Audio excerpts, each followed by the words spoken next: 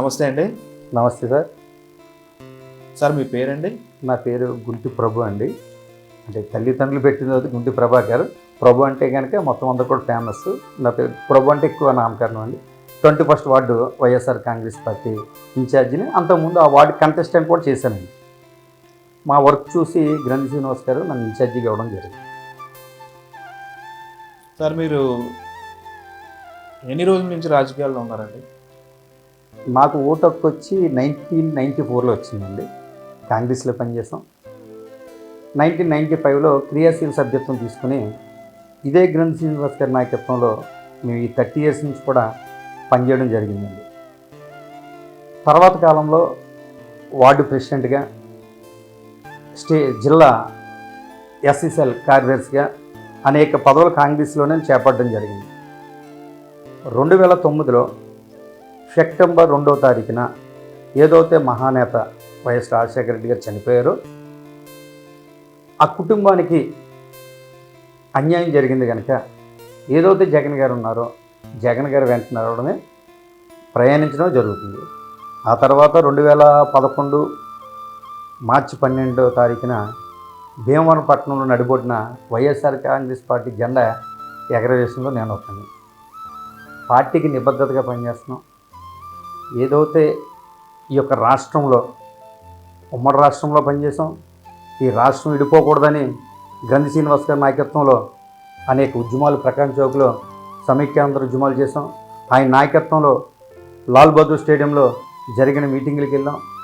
ఏదైనా సరే మా వెనక ఉండి ఈ యొక్క అటు కాంగ్రెస్లో అవ్వచ్చు, ఇటు వైఎస్ఆర్లోకి వచ్చిన తర్వాత కావచ్చు, కార్యకర్తలకు నేనున్నాను అని భరోసా ధైర్యాన్నిచ్చే ఈ పట్టణంలో ఏకైక నాయకుడు ఎవరు ఉన్నారంటే గ్రంథి శ్రీనివాస్ గారండి. మరి నేను చూస్తే రాజకీయాల్లోకి వచ్చిన తర్వాత నేను బాగా ఇంప్రెస్గా తీసుకుంది రాజీవ్ గాంధీ గారు. రాజీవ్ గాంధీ గారి ముందు మా దేవుడు ఉన్న doctor B R Ambedkar. Doctor B R Ambedkar గారు ఏదైతే కలలు కన్నారో ఆయన రాజ్యాంగంలో రాసి ఆయన కలలు కన్న స్వరాజ్యం కోసం అటు రాజీవ్ గాంధీ గారు కానీ, దామోదర సంజయ్ గారు కానీ, దళిత నాయకుడు ఈ రాష్ట్రానికి 1960 నుంచి 62 వరకు సీఎంగా చేశాడండి ఆయన కానీ, మేము రాడికల్ భావాలు కలిగి ఉన్నాను కనుక వావులాల గోపాలకృష్ణ గారు కానీ, పుచ్చలపల్లి సుందరి గారు కానీ, అలాగే మహానేత వైఎస్ రాజశేఖర రెడ్డి గారు కానీ, ఇప్పుడున్న యువనాయకుడు జగన్మోహన్ రెడ్డి గారు కానీ, వీళ్ళందరూ కూడా ఏదో అంబేద్కర్ గారు చూపించిన మార్గంలో ప్రయాణిస్తున్నారో వీళ్ళందరిని ఆదర్శంగా తీసుకుని ఈ యొక్క పార్టీకి నిబద్ధతగా పనిచేస్తాం. ఈ రోజును చూస్తుంటే ఎస్టీలు కానీ, ఎస్సీలు కానీ, బీసీలు కానీ, మైనార్టీలు కానీ ఒకనొక టైంలో సబ్సిడీ లోన్లకు వెళ్ళాలంటే కాళ్ళు అరిగిపోయే వరకు కూడా అప్పులు చేసి అక్కడ ఇక్కడ లంచాలు ఇచ్చి తిరిగే పరిస్థితి ఉండేది. కానీ రాజశేఖర రెడ్డి గారు వచ్చిన తర్వాత చాలా వరకు ఆ పరిస్థితిని మార్చడం జరిగింది. అలాగే ఎవరైతే ఎస్సీలు ఉన్నారో, ఎవరైతే ఎస్టీలు ఉన్నారో, ఎవరైతే బీసీలు ఉన్నారో, ఎవరైతే మైనార్టీలు ఉన్నారో వాళ్ళ పిల్లలు 5th class, 7th class, 10th class వరకే చదువుకుని అక్కడితో చదువు ఆపేసి చేతి వర్కులు నేర్చుకుని వెళ్ళే పరిస్థితి నుంచి రాజశేఖర రెడ్డి గారు ఫీజు రింబర్స్మెంట్ తీసుకొచ్చి డాక్టర్లు చేశాడు, ఇంజనీర్లు చేశారు, MBA స్టూడెంట్లు చేశారు, టీచర్లు చేశారు. అనేకమైన పరిస్థితుల్ని మార్పు తీసుకొచ్చిన ఏకైక నాయకుడు వైఎస్ రాజశేఖర రెడ్డి. ఆయన మరణానంతరం 2009 సెప్టెంబర్ 2 నుంచి రూపురేఖలు మారిపోయినాయి. చదువుకున్న పిల్లలు సగం లాగిపోయారు, పెన్షన్లు అందుకునే వాళ్ళు లేరు, అనేక ఇబ్బందులు. మళ్ళీ ఆ పరిస్థితులు 2014 వైఎస్ జగన్మోహన్ రెడ్డి గారు స్టార్ట్ అయిన కానించి 2019 సీఎం అయిన కానించి ఈ రాష్ట్రాన్ని రూపురేఖలు మార్చిన ఏకైక నాయకుడు యువనాయకుడు వైఎస్ జగన్మోహన్ రెడ్డి గారు. మరి చూస్తుంటే మాకు ఎస్సీ లోన్లు నాకైతే తెలియదు, ఎస్సీ కమ్యూనిటీలో పుట్టినా నేను ఏ రోజున కూడా వాటి కోసం ఆశించలేదు. ఎందుకంటే మాకు అంబేద్కర్కి ఎన్నో కలగజేశారు. మేము రాజ్యాంగపరంగా అన్నీ తీసుకుంటున్నాం. కానీ నా మాటలు కొంతమందికి నచ్చకపోవచ్చు, నేను స్ట్రైట్గానే మాట్లాడుతున్నాను. ఎవరైతే ఈ వర్గంలో ఉన్నారో కొంతమంది 26 పథకాలు తీసేశారు, 27 పథకాలు ఎస్సీకి రావాల్సి తీసేశారని చెప్తున్నారు కదా. ఆ 26 పథకాల్లో కొన్ని 27 పథకాల్లో పథకాలు ఎన్నవుతో నాకైతే తెలియదు. కానీ ఆ పథకాలు గతంలో ఎవరికి అందలేదు సోదరులారా. వైఎస్ జగన్మోహన్ రెడ్డి గారు వచ్చిన తర్వాత ప్రతి ఇంటికి ఎస్సీ అని కానీ, ఎస్టీ అని కానీ, బీసీ అని కానీ, మైనార్టీ కానీ అగ్ర కులాల్లో ఉన్న అనేక మంది ప్రజలకు అనేక పథకాలు అందుతున్నాయి. దానివల్ల ప్రజలేమి ఇబ్బంది పడ్డాలా. ప్రజల కోసం, ప్రజా సేవ చేయడం కోసం వచ్చిన నాయకుడు వైఎస్ జగన్మోహన్ రెడ్డి గారు. ఒక సీఎం, నేను చాలామందిని సీఎంలు చూశాను, కానీ ఏ సీఎం నోటంతా కూడా నా ఎస్సీలు, నా బీసీలు, నా ఎస్టీలు, నా మైనార్టీలు అన్న ముఖ్యమంత్రిని నేను ఈ రోజు వరకు చూడాల. మరో విషయం ఇందు ఏంటంటే ప్రతి ఒక్కరిని కూడా కులం లేదు, మతం లేదు, వర్గం లేదు, ప్రాంతం లేదు అని ఈ యొక్క పాలన ముందుకు సాగిస్తున్నారు. ఉదాహరణకి మన శ్రీను గారిని చూద్దాం, మన స్థానిక ఎమ్మెల్యే గారిని. జగన్మోహన్ రెడ్డి గారు పిలిచి, అన్న శ్రీనన్న నీకు మంత్రి పదవి కావాలా, జిల్లా హెడ్ క్వార్టర్ కావాలా అనుకున్నప్పుడు మంత్రి పదవి 2.5 సంవత్సరాలు పోయిన తర్వాత మాజీ అని ఒక పదం వస్తుంది. శ్రీను గారు దానికి ఆశపడలే. ఇది నా జిల్లా, పశ్చిమ గోదావరి జిల్లా నుంచి మా తీసుకుని, జిల్లాలోంచి జీ తీసుకుని ఇది మా జిల్లా అన్న మాజీని కూడా మార్పు చేసిన ఏకైక నాయకుడు గ్రంథి శ్రీనివాస్ గారు. ఆయన ప్రజలందరూ కూడా నిరంతరం నేను బ్రతుకున్నంత కాలం, నేను కానీ నా కుటుంబం కానీ ఈ వైఎస్ఆర్ కాంగ్రెస్ పార్టీ బతుకున్నంత కాలం పశ్చిమ గోదావరి జిల్లా హెడ్ క్వార్టర్ చేసిన ఆ నాయకుడు ఎవరంటే గ్రంథి శ్రీనివాస్ గారు అని చెప్పుకునే విధంగా ఆయన ఆలోచించారు. కనుక ఆ మంత్రి పదవిని కూడా తృణప్రాయంగా వదిలిన నిబద్ధత గల కార్యకర్త నాయకుడు కదా శ్రీను గారు. ఎప్పుడైనా సరే గుర్తుపెట్టుకోండి, కార్యకర్తని. ఆయన నాయకుడు ఎప్పుడు ఫీల్ అవ్వడు, ఎందుకంటే నిరంతరం ప్రజల్లో ఉంటాడు, ప్రజలకు ఏది కావాలో సేవ చేస్తాడు. ప్రజలకు అవసరం వచ్చిందంటే వెంటనే అక్కడికి వెళ్ళి నిలబడే దమ్మున్న నాయకుడు. ఒక నాయకుడిని దమ్మున్నంటే దమ్మున్న నాయకుడు అక్కడికి వస్తాడు. అటువంటి నాయకుడు వైఎస్ఆర్ కాంగ్రెస్ పార్టీలో ఉండడం మా అదృష్టం. మేము శ్రీను గారికి అలాగే వైఎస్ఆర్ కాంగ్రెస్ పార్టీకి పనిచేయడం చాలా అదృష్టం చేసుకున్నాం. ఈ సందర్భంగా తెలియజేస్తాం. ప్రభు గారు 2009 నుంచి 2019 వరకు మీ భీమవరంలో పులపర్తి రామాంజనేయులు గారు పాలించారు. ఓకే. ఈ 10 ఏళ్ళ కాలం. అవును. అలాగే 2004 నుంచి 2009 వరకు, మళ్ళీ 2019 నుంచి మళ్ళీ 2024 వరకు మీ నాయకులు గ్రంథి శ్రీనివాస్ గారు పాలించారు. ఇద్దరు దాంట్లో చెప్పుకోదగ్గ ల్యాండ్ మార్కులు ఏంటి సార్? ల్యాండ్ మార్క్స్ అంటే 2009లో పులపర్తి రామాంజనేయులు గారికి ఒక కార్యకర్తగా పనిచేశాను. అప్పుడు కాంగ్రెస్లోనే ఉన్నాను నేను. ఆయనతో పనిచేసినప్పుడు అంటే ఒక కార్యకర్తనో, ఇది ఎవరిని విమర్శించడం కాదండి, ఎవరిని ఏలెత్తి చూపించడం కోసం కాదండి, వాస్తవాలు మాట్లాడడం అన్నది మనకు కావాలి. ఆయన అంటే కార్యకర్త కావాల్సింది ఏంటంటే ప్రేమాభిమానం. ఇప్పుడు చిన్న కార్యకర్తకి ఏమవుతుందంటే, చిన్న కార్యకర్త ఏం కోరుకోడు, ఒక నాయకుడు భుజం మీద చేయాలి, చిన్న పదవి చెయ్యాలి అనుకునే కార్యకర్తలు తప్ప వీళ్ళ కాంట్రాక్ట్లో లేకపోతే వాళ్ళ సొంత స్వలాభాల కోసం చేసుకునే వాళ్ళు కాదండి. అటువంటి మనస్తత్వం కలిగిన వ్యక్తి ఎవరు ఉన్నారంటే గ్రంథి శ్రీనివాస్ గారు. వాడు లేనోడా ఉన్నావోడా, వీడికి పార్టీకి పనిచేశాడా పని చేయలేదా అని ఆలోచించే, వాళ్ళకి ఇచ్చేయాలి అచ్చేయాలనే వ్యక్తి కాదండి గ్రంథి శ్రీనివాస్ గారు. ఆయనకి ఈయనకి వ్యత్యాసం అది నేను చెప్పడం కదండి, భీమవరం ప్రజలే చెప్పుకుంటారు. గ్రంథి శ్రీనివాస్ గారు ఉండవలసిన వ్యక్తిరా. మనం వెళ్ళామంటే పని చేస్తాడు, చేయనంటే చేయనండి చేస్తాను. ఒక నాయకుడు అన్నవాడు మొండుగా ఉంటేనే పనులు అవుతాయండి. ఈరోజు జగన్మోహన్ రెడ్డి గారు 23 మంది వెళ్ళిపోయినా సరే ఎక్కడ చెక్కు చెదరకుండా చెరగని చిరునవ్వుతో అలా ఉన్నారంటే ప్రజలు నమ్ముకున్నాడు, పైన దేవుని నమ్ముకున్నాడు. ఇక్కడ కూడా గ్రంథి శ్రీనివాస్ గారండి 60,000 చరిత్ర ఉన్న కుటుంబం అండి, వాళ్ళు స్థానికులండి, వాళ్ళందరికీ అందుబాటులో ఉంటారు, తల్లో నాలుగులే ఉంటారండి. అంటే ఆ 10 ఏళ్ల కాలంలో ఇప్పుడు పులపర్తి రామాంజనేయులు గారు అటు తెలుగుదేశంలో కానీ అంతకుముందు ఉన్న పార్టీల్లో కానీ ఆయన ఏం చేయలేదంటారా? క్యాడర్ ఎక్కడ ఉంది సార్? పార్టీ క్యాడర్ కావాలి. పార్టీ క్యాడర్ కావాలంటే నాయకుడు నిబద్ధత కలిగి ఉండాలి, పార్టీ జనాలు కలుపుకుని ఉండాలి. ఒక నాయకుడు అన్నా కూడా నాయకుడు ఉంటాం కదా, 10 మందిలో కలిపి ఉన్నావు నాయకుడు అండి. అలా అనుకుంటే 14 సార్లు పోటీ చేసి ఓడిపోయి అమెరికా అధ్యక్షుడు అవడం కదా అర్థం. ఇంకాను ప్రజల్లో ఉండాలండి. ఓడిపోయామా ఏం చేస్తామన్నది కాదు, నిరంతరం ప్రజలు ఉండాలి. ఆ 10 సంవత్సరాల్లో కూడా మాకు ఎమ్మెల్యే గ్రంథి శ్రీనివాస్ గారే. మాకు ఏ సమస్య వచ్చినా మేము ఆయన దగ్గరికి వెళ్ళి కూర్చుని ఎన్నో సందర్భాలు. అలాంటి మీకు చిన్న విషయం చెప్తానండి, మరి ఈ సందర్భంలో చెప్పాలో లేదు కానీ 2000 సంవత్సరంలో కాంగ్రెస్ పార్టీ నుంచి ఒక అతను ఎక్కించానండి నా వార్డు నుంచి. అప్పుడు 7వ వార్డు టీడీపీ సంబంధించిన కొంతమంది వార్డులో పోటీ చేసిన వాళ్ళు వాళ్ళ సపోర్టర్లు కలిపి నా మీద హత్యా ప్రయత్నం చేశారు, పొడిశారు. 307 అయింది. అప్పుడు స్థానిక ఎమ్మెల్యే అయినటువంటి అంటే 2000 ఎమ్మెల్యే గారు ఇప్పుడు నేను మాట్లాడుతూ అందరూ తెలిసిన విషయమే, టీడీపీ ఎమ్మెల్యే వాళ్ళందరూ ఫోన్ చేశారు. నేను ఎక్కడ రాజీ పల్లా, ఒకరికి 5 సంవత్సరాలు ఒకరికి 3 సంవత్సరాలు శిక్ష విధించడం జరిగింది. పార్టీకి నిబద్ధతగా పనిచేస్తున్నాను. ఈ పార్టీ కోసం 2015లో రెవెన్యూ డిపార్ట్మెంట్లో ఉద్యోగం వదులుకున్నాను. ఎందుకండి నా ఒక్కడి వల్ల కాదండి, అక్కడ సీఎంగా జగన్ ఉంటే సుమారు 5 కోట్ల మంది ప్రజలకి లబ్ధి చేకూరుతుంది. మాలాంటి కార్యకర్తలు పనిచేస్తారు. అలాగే ఇక్కడ స్థానికంగా శ్రీను గారు ఎమ్మెల్యేగా ఉంటే ఇక్కడ 2,50,000 మంది ఓటర్లు ఉన్నా, అనేక మంది ప్రజలున్నా తల్లో నాలుగులో ఉంటారని శ్రీను గారు.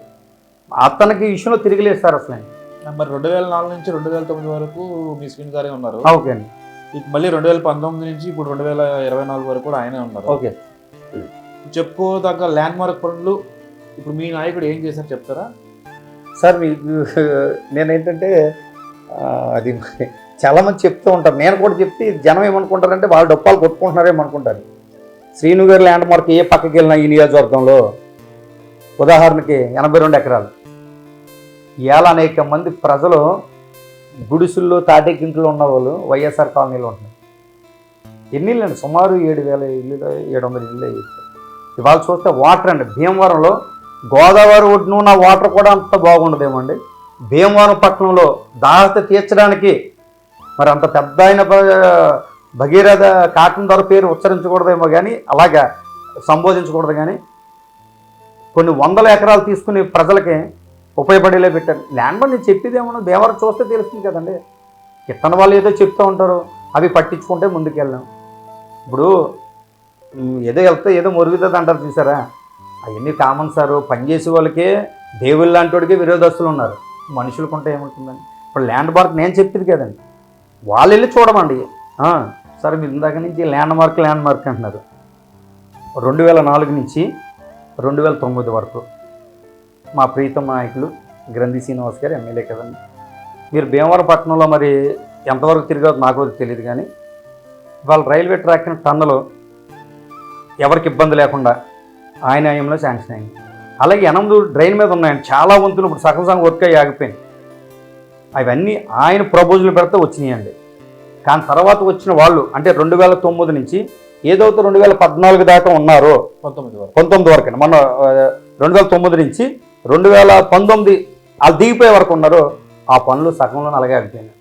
మళ్ళీ శ్రీను గారు 2019 ఎమ్మెల్యే అయిన తర్వాత ఆయన ఏదైతే ఆయన అభివృద్ధి చేయాలి, నా భీమవరం పట్టణం బాగుండాలి, ట్రాఫిక్ కానీ ఎవరికి ఇబ్బంది కలగకూడదని చెప్పి ఆ పనులు మళ్ళీ స్టార్ట్ చేసి నేనండి. భీమవరం పట్టణం సుందరంగా తయారవ్వాలంటే మళ్ళీ ఇప్పుడు జరిగే 24 ఎలక్షన్ అండి ఆయనే ఎమ్మెల్యే అవుతాడండి. ప్రజలు నమ్ముతున్నారు, ప్రజలు నమ్మకం పెట్టుకున్నారండి ఆయన మీద.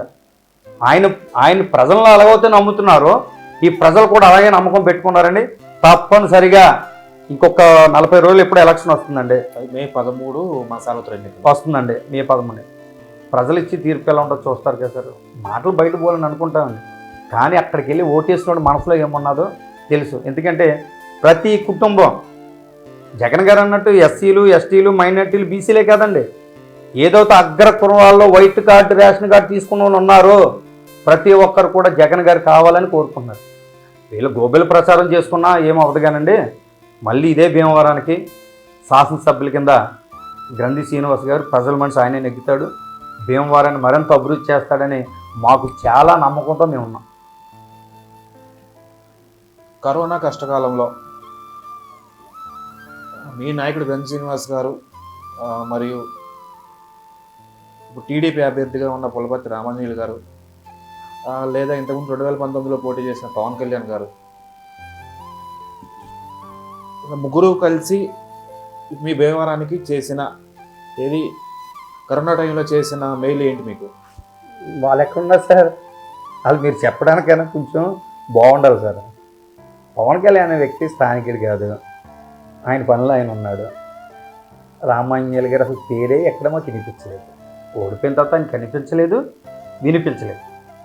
కానీ ఈ నడిబొడ్డున ఉన్న గ్రంథి శ్రీనివాస్ గారు ఆ కరోనా సమయంలో ఆయన అక్కడ కూర్చుని ఎవరికి ఏది ఇబ్బంది వచ్చిందా, ఎవరికి ఏది ప్రాబ్లం వచ్చిందా, ఎవరికైనా ఆక్సిజన్ అవసరం వస్తుందా అని అది అయ్యేంతవరకు నిరంతరం పనిచేసాడండి ఆయన. ఇప్పుడు పార్టీ పరంగా నేను చెప్తే పార్టీ పరంగా చెప్పాను అనుకుంటారు. దాన్ని లబ్ధి పొందిన వాళ్ళు అవుట్ ఆఫ్ పార్టీ వాళ్ళు కావచ్చు, అవుట్ ఆఫ్ క్యాస్ట్ వాళ్ళు కావచ్చు, అవుట్ ఆఫ్ వర్గం వాళ్ళు కావచ్చు, లబ్ధి పొందిన వాళ్ళు చెప్తారు కదండి.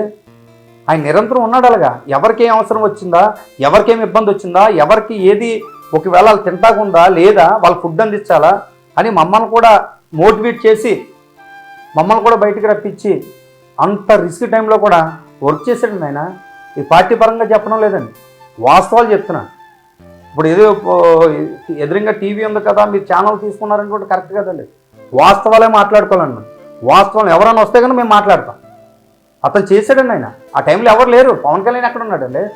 పవన్ కళ్యాణ్ ఎక్కడ లేడండి. నేను వాస్తవానికి ఒక విమర్శించేలా మాట్లాడతలేదండి. నా వార్డులోనే నా ప్రజలకు బోలని ఇబ్బంది వచ్చిందండి. సార్ ఏంటి సార్ అన్నాను. నా వార్డులో కుర్రోడు చనిపోయే పరిస్థితుల్లో సార్ ఏంటన్నాను.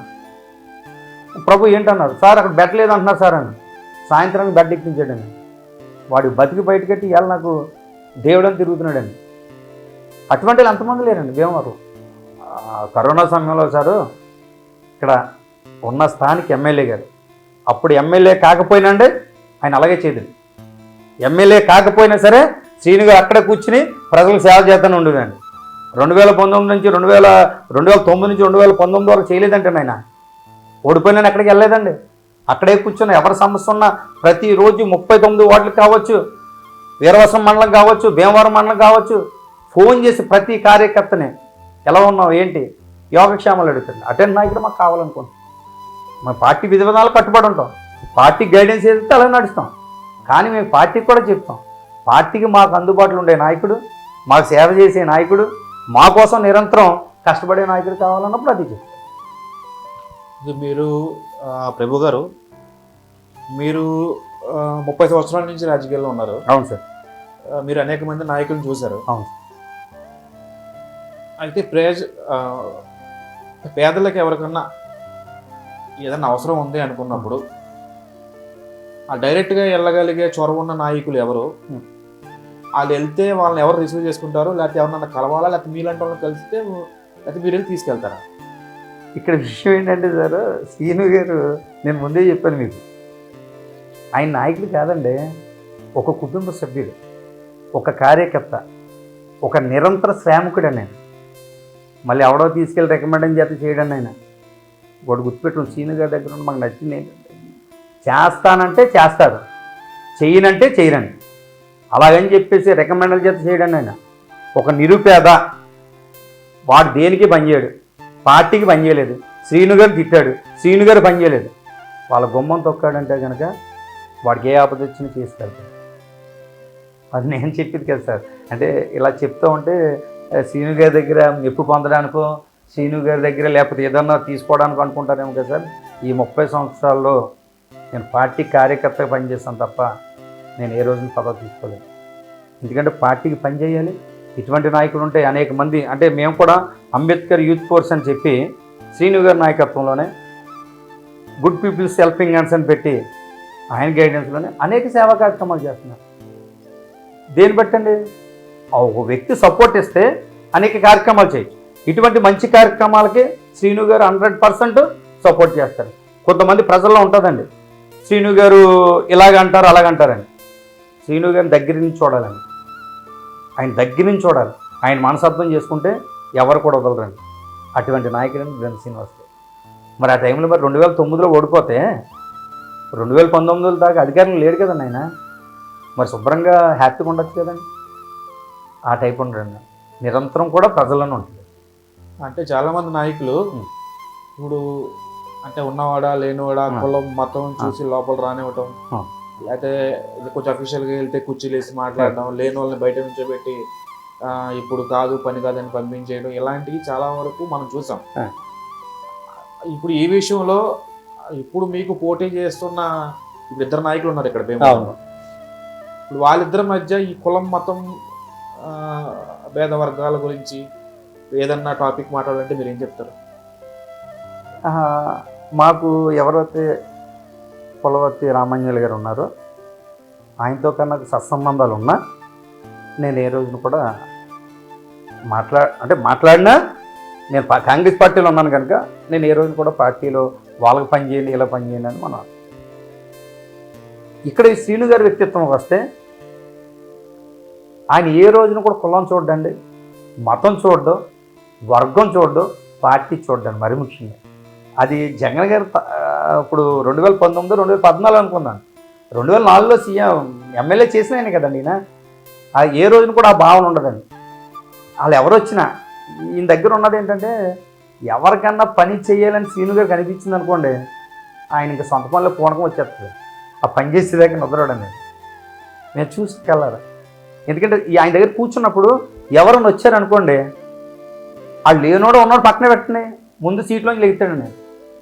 రండి రండి కూర్చోండి అని మేము అనుకుంటాం. ఒరే అంటే ఫ్రెండ్స్ మాట్లాడుకుంటూ ఉంటాం కదండి. ఆ స్థాయిలో ఈయన లెగాలంటామంటే తల్లిదండ్రుల నుంచి వచ్చిందండి. తండ్రి గారు గంధి వెంకటేశ్వరరావు గారితో నేను బాగా బాల్యం నుంచి వాళ్ళ కుటుంబంతో బాగా టచ్ ఉన్నామండి. ఎందుకంటే మా వార్డులోనే వాళ్ళు ఎలా ఉంటారంటే ఒక కుటుంబ సభ్యులాగా మమేకం అయిపోతారు. ఇంకా ఆ విషయంలో తిరిగిలేదు సార్. ఆ మచ్చ ఎప్పుడూ లేదండి శ్రీను గారు. అంటే ఇప్పుడు జనాల కోసం ఏదో హాస్పిటల్ ఒకటి కట్టేస్తున్నారు, వాళ్ళ సొంత భూములు ఇచ్చారని జనాలు అనుకుంటున్నారు. మళ్ళీ ఇంకోటేమో ఇక్కడ ఉన్న కాలేజ్ ఎక్కడికో బయటకు వెళ్ళిపోతుందని ఈయన భూమి ఇచ్చారు, ఈయన ఇక్కడే ఉంచారు అని చెప్పి ఇప్పుడు అందరూ అనుకునే మాట. అది ఎంతవరకు నిజం మీకు తెలిసిందేంటి? ఇప్పుడు 4 ఎకరాలు ఇవ్వాల్సిన పని ఏమున్నాయి దానికి?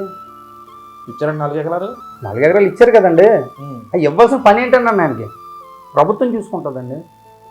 హాస్పిటల్ కావాలనుకున్నప్పుడు ప్రభుత్వం చూసుకుంటారు, లేదనుకుంటా కనుక ఆయన వదిలేస్తాడండి. మరి అంత పట్టుబడి ఎందుకు తీసుకొచ్చాడు ఇక్కడికి? తీసుకురావక్కర్లేదు కదా. నలుగురితో నారాయణ పైన సీఎం గారు ఇవ్వలేదంటే వదిలిపోద్ది కదా. కానీ అలా చేయడండి ఆయన ఏదోతో ఒక ఆశయంగా తీసుకున్నాడో దానికోసం పట్టుబట్టి 100 పడకల హాస్పిటల్ తీసుకొచ్చి దీన్ని హెడ్ క్వార్టర్ చేసి మరింత వైద్యాన్ని నిరుపేదలకు దగ్గరికి అందించాలని చెప్పి ఇచ్చాడండి. అది ఎన్ని కోట్ల ఆస్తో పక్కన పెట్టండి. ఇవాళ అన్నదమ్ములు ప్రాబ్లం వస్తేనే ఒక అడిగే సెంటి ఇవ్వనే ఈ సమాజంలో 4 ఎకరాలు ఇచ్చారంటే సరే, నరం లేని 4 ఎకరాన్ని నాట్యం చేస్తుందండి. అవి మనం పట్టించుకోకర్లేదు సార్. అలాగే చూస్తే మరి మీరు కాలేజీ పేరు ఉంది సార్, అది అంతకుముందు కస్తూరిబాయి కాలేజ్, అది 2 టౌన్లో ఉండేదండి. విద్యా సంస్థ అది చేతులారా వెళ్ళిపోతే విద్యార్థులు లాస్ అయిపోతారు. ఒక కాలేజీ పెట్టడం చాలా సులువండి, కానీ కాలేజీ తీసేయడం అన్నది చాలా ఇబ్బంది అండి. అటువంటిది ఆయన నాకు ఎన్ని సెంట్లో తెలీదు కాలేజీ ఇచ్చి అక్కడ కట్టారంటే ఆయన స్వార్థం ఏముందండి? ఇప్పుడు ఆ కాలేజీతో పని ఏమైనా ఉందండి? వాళ్ళ కుటుంబ సభ్యులు కానీ వాళ్ళ ఫ్యామిలీ మెంబర్స్ కానీ మెయింటెనెన్స్ కాదు కదండి. వాళ్ళ పిల్లలు అక్కడ చదువుకుంటలేదు కదా. పిల్లలు పాడవకూడదు, ఆ విద్యా సమస్య వెళ్ళకూడదు అనుకుని మానవతా దృక్పథంతోనూ అవి ఇచ్చాడు, కాలేజీ కట్టించాడు. సరే అండి, ఏంటంటే సోకాల్డ్ పీపుల్స్ అన్నీ మాట్లాడుతూ ఉంటారు కానండి, మంచి మనసుతో ఆలోచిస్తే మన చూపు అంటే అంటారండి పెద్ద మేధావి, నీ ఆలోచన నిజాయితీగా ఉండాలి, మాటల స్పష్టత ఉండాలి, నువ్వు చేసే పనులు నిబద్ధత కలిగి ఉండాలి. ఈ 3 క్వాలిటీస్ ఉన్న వ్యక్తి గంధి శ్రీనివాస్ గారు. ప్రభు గారు చెప్పండి సార్. ఇప్పుడు మీ వార్డులో ఉన్న ఓట్లన్నీ ఇప్పుడు రేపు జరగబోయే May 13 జరగబోయే ఎలక్షన్స్లో ఆయనకి మీరు ఎంత మెజారిటీ గంధి శ్రీనివాస్ గారికి ఇద్దాం అనుకుంటున్నారు? నెక్స్ట్ మన ఓవరాల్గా భీమవరం కాన్స్టిట్యున్సీలో మీరు ఎంత మెజారిటీతో అంతమైతే ఆయన్ని గెలిపిద్దాం అనుకుంటున్నారు? సార్ ఇందాక కూడా చెప్పండి, సుమారు 250, 260 ఉన్నాయండి ఓటింగ్ నియోజకవర్గంలో. ఇటు 39 వార్డులు, వీరవాసం మండలం కావచ్చు, భీమవరం మండలం కావచ్చు. ఇలా మున్సిపాలిటీకి వచ్చేసరికి నా వార్డు వచ్చేటప్పటికి సుమారు 4000 ఓటింగ్ ఉంది. నా వార్డులో కూడా అన్ని వర్గాలు కలిసి ఉన్న వార్డు అన్నది మెయిన్ వార్డు, భీమవరానికి నడిబొడ్లో ఉన్న నా వార్డు 21st వార్డు. గతంలో జరిగినప్పుడు 2019 ఎలక్షన్లో జరిగినప్పుడు నా వార్డు నుంచి 300 పైచీలకు మెజార్టీతో నేను ఆయన నెగ్గించుకోవడం జరిగింది. మేము ఇప్పుడు ఏమనుకుంటున్నామంటే వార్డు ప్రజలందరూ కూర్చుని ఇంకా అత్యధికంగా ఇంకా మెజార్టీ ఇవ్వాలి అనే ఆలోచనలో మేము అందరం ఉండడం జరిగింది. ఎందుకంటే అందరూ లబ్ధి పొందాలి. అక్కడ ఎస్సీలు కానీ, బీసీలు కానీ, మైనార్టీలు కానీ, అగ్ర వర్గాల్లో ఉన్న ప్రజలు కూడా అందరూ కూడా అక్కడ లబ్ధి పొందినారు. మరో విషయం ఏంటంటే ఇవాళ 2,60,000 ఓట్లలో మరి ఈ జనాలు ఉత్సాహం చూస్తుంటే, ఈ యొక్క ఊపు చూస్తుంటే, జగన్ గారు వేవ్ చూస్తుంటే, శ్రీను గారి మీద అభిమానం చూస్తుంటే, మరి ప్రజలు ఇచ్చే మెజార్టీని ఈ 2 పార్టీలు కూడా చూడలేని పరిస్థితి అయిపోద్దండి. ఏదైతే ఊకుమ్మడి మీద బీజేపీ, జనసేన, టీడీపీ కలిసి ఉమ్మడిగా వచ్చినా జగన్ గారు అంటున్నారు చూసారా, పైన దేవుణ్ణి కింద ప్రజలు నమ్ముకున్నట్టు శ్రీను గారు కూడా ఈ 2,60,000 ఓటు ప్రజల్ని మనస్ఫూర్తిగా నమ్మి ఏకైక వ్యక్తి గన్ శ్రీనివాస్ గారు. ఆ మెజార్టీ చూస్తే వాళ్ళకే మతిపోద్దండి, మనం చెప్పక్కర్లేదండి. చెప్పి వాళ్ళ మతులు పోగొట్టి కన్నా గెలిపించి వాళ్ళ మతులు పోగొట్టడం అన్నదే కరెక్ట్ పాయింట్ అని నేను చెప్తాను. ఓకే, థ్యాంక్ యూ అండి, నమస్కారం. థ్యాంక్ యూ సార్, ఇంత మంచిగా